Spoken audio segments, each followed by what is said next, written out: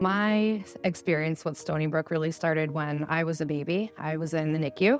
Fast forward 32 years later, we found out that we were going to be adding on to our family in August. Then around October, I started to have some bleeding episodes. So I followed up with Stony Brook. They had mentioned a diagnosis of placenta previa. One of the risks is bleeding throughout pregnancy. So I was monitored very carefully. On February 24th, Jordan decided to make his entrance. I did end up hemorrhaging at home that day, which was incredibly scary. I was brought out by ambulance, and then I got to Stony Brook, and once they rolled me in the door, I knew that I was going to be in good hands, and so was Jordan. Jordan was born. Things were kind of going as planned. We thought, maybe just some typical preemie challenges. And then on day 3 of his life, his team came into my room and they said, Jordan's prognosis isn't looking very good.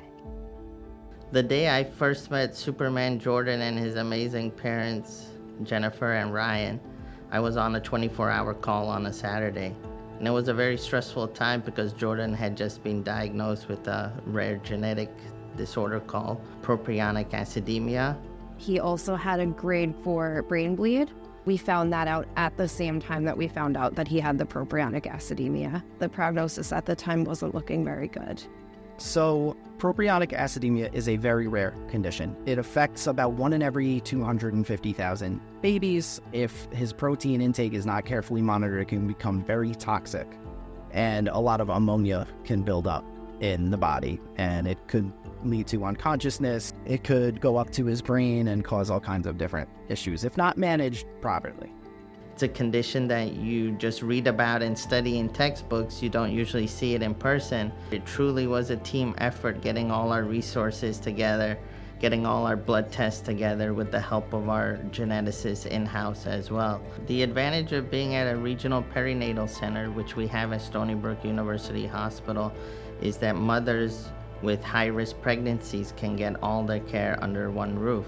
From that moment, as difficult as it was, we felt extremely supported.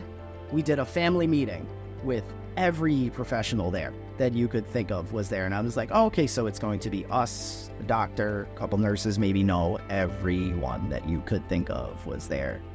The chaplain was there, social work was there, nursing was there, the head of nursing was there, palliative was there. Every department you could think of, somebody was there. And, in the face of some uncertainty about him, I said, what are we doing? Where are we headed? And they said, oh, your baby's going to go home. The team's early intervention was key in the success of Jordan making a recovery. We saw improvements in his neurological status and activity within 24 hours. I'll never forget that. It was really incredible, the amount of support that we got from them. To see just the extent that they go there, to have every baby have their own pod, their own 1-to-1 nurse, sometimes 2-to-1. It just felt really intimate and nice, and it felt like you could close the door and just have time with your baby. But that also, if we needed support, we had it too. We have a 46-bed NICU, all private, all single room, which is the first of its kind in New York. We have an amazing group of doctors, nurse practitioners, fellows, and of course our nurses. We all work together as a team. We are a second family. So Jordan is doing amazing today. He loves spending time with his family, with his dog brother. He follows up with all of his specialists, so we're still very connected with Stony Brook. Stony Brook saved me. Stony Brook saved Jordan. We're so thankful. There's something special about Jen and Ryan. They have a great energy about them. And their positive outlook, always with Jordan, that's what's going to lead to Jordan having the most optimal environment to succeed.